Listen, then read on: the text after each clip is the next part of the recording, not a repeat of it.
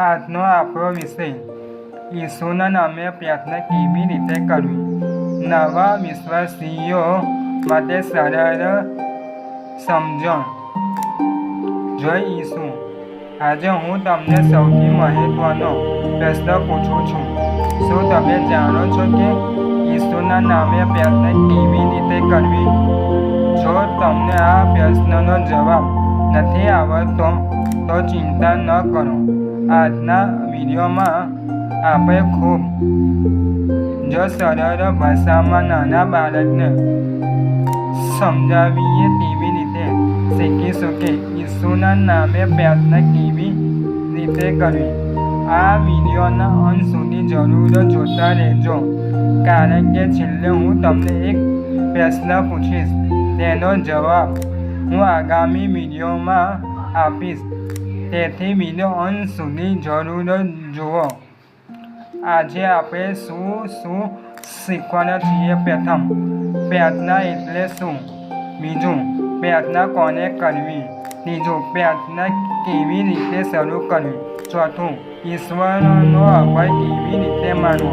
પાંચમું, પાપોની માફી કેવી રીતે માંગવી? છઠ્ઠું, પોતાની જરૂરિયાત કેવી રીતે કહેવી? સાતમું, બીજા લોકો માટે કેવી રીતે પ્રાર્થના કરવી?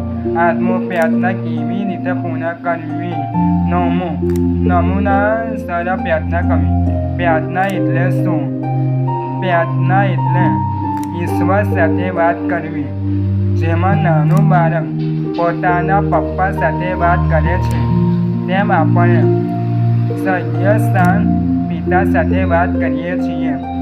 ઈશ્વરને મોટા શબ્દ ગમતા નથી, તમને સાચું દિલ ગમે છે. પ્રાર્થના કોને કરવી?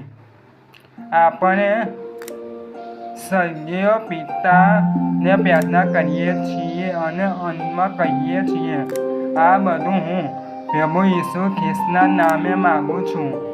આમેન. પ્રાર્થના કેવી રીતે શરૂ કરવી? આંખો બંધ કરો કે ખુલ્લી રાખો, તેનાથી વધારે મહત્વનું તમારું દિલ છે. પ્રેમથી કહો, હે સ્વર્ગીય પિતા. ઈશ્વરનો આભાર માનો. કહો, હે પિતા, તમે મને જીવન આપ્યું, શ્વાસ આપ્યો, ભોજન આપ્યું અને પ્રેમ કર્યો. તમારો ખૂબ ખૂબ આભાર.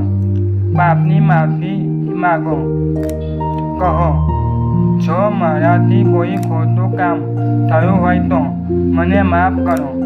તમારી જરૂરિયાત કહો. મને સમજણ આપો, બુદ્ધિ આપો, સાચા રસ્તે ચલાવો અને તમારા વચન પ્રમાણે જીવવામાં મારી મદદ કરો. બીજા લોકો માટે પણ પ્રાર્થના કરો.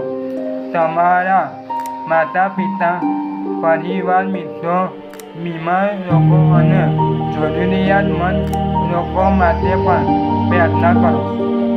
ઈશ્વરને પ્રેમ છે જ્યારે આપણે બીજાઓ માટે પણ પ્રાર્થના કરીએ છીએ. વિશ્વાસ રાખો, ક્યાંક દેવ તરત જવાબ આપે છે, ક્યાંક થોડો સમય લાગે છે, પણ દેવ હંમેશા સાંભળે છે. પ્રાર્થના કેવી રીતે પૂર્ણ કરવી? અંતમાં પ્રેમથી કહો, આ બધું હું પ્રભુ ઈસુ ખ્રિસ્તના નામે માગું છું. આમેન. નમૂના પ્રાર્થના. હે સ્વર્ગીય પિતા, હું તમારો આભાર માનું છું. તમે મને પ્રેમ કરો છો, તેના માટે તમારો ખૂબ ખૂબ આભાર. જો મારાથી કોઈ પાપ થયું હોય તો મને માફ કરો. મને સાચા માર્ગે ચલાવો. મને તમારા વચન પ્રમાણે જીવવાની શક્તિ આપો. મારા પરિવારને આશીર્વાદ આપો. બીમાર લોકોને આરોગ્ય આપો. મને દરરોજ તમે નજીક આવવામાં મદદ કરો. આ બધું હું પ્રભુ ઈસુ ખ્રિસ્તના નામે માગું છું. આમેન. વિડીયો સમાપ્ત કરતા પહેલા હવે હું તમને એક પ્રશ્ન પૂછું છું. શું દેવ દરેક પ્રાર્થના સાંભળે છે? તેનો જવાબ હું તમને આગામી વિડીયોમાં આપીશ. અને આગામી વિડીયોમાં આપણે શીખીશું ઈસુના નામે પ્રાર્થના કર્યા પછી દેવ જવાબ કેવી રીતે આપે છે.